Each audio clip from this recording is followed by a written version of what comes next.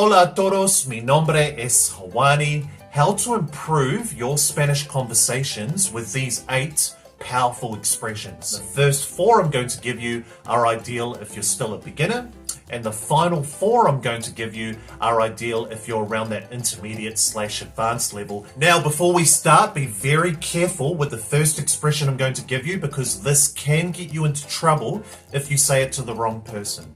El número uno, que grande eres. Que grande eres, which is like saying in English, you are a legend or you are the best. Now, the reason I'm telling you to be very careful with who you say this to is because I've got a co-worker from Puerto Rico. Now, whenever I see her at work, we always speak in Spanish. And one time she helped me with something that was quite difficult. So I said to her, que grande eres. I wanted to say you're the best or you're a legend, but she actually got really angry at me. So she actually thought that I was calling her fat. Okay, so just be aware that if you're talking with someone from South America or from the Caribbean, okay, they might not actually understand what the expression means. El número dos, al mismo tiempo. Al mismo tiempo. At the same time. So to give you an example, I used to be a personal trainer, and this is one excuse I used to hear all the time. I need to train, but at the same time, I don't have a lot of free time. Necesito entrenar, pero al mismo tiempo no tengo mucho tiempo libre. Otra vez, necesito entrenar, pero al mismo tiempo no tengo mucho tiempo libre. El número 3, en resumen. En resumen, which means in a nutshell. For example, no quiero estudiar esta noche. En resumen, estoy cansado. Otra vez, no quiero estudiar esta noche.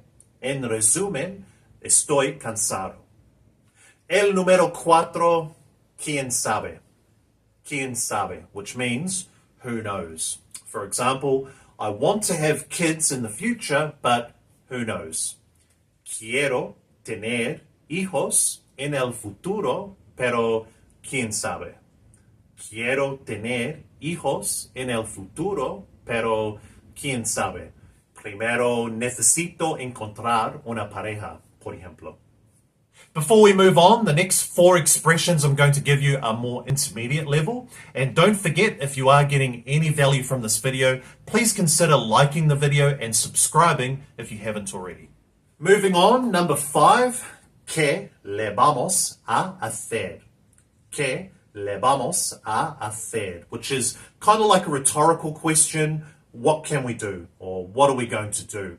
I use this a lot in English, so I found this one really useful in my Spanish conversations. For example, estoy aprendiendo español. Es muy difícil, pero ¿qué le vamos a hacer?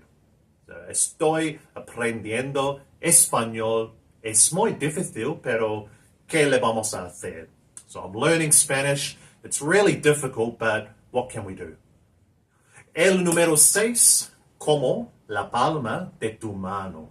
So, como la palma de tu mano. So like the palm of your hand.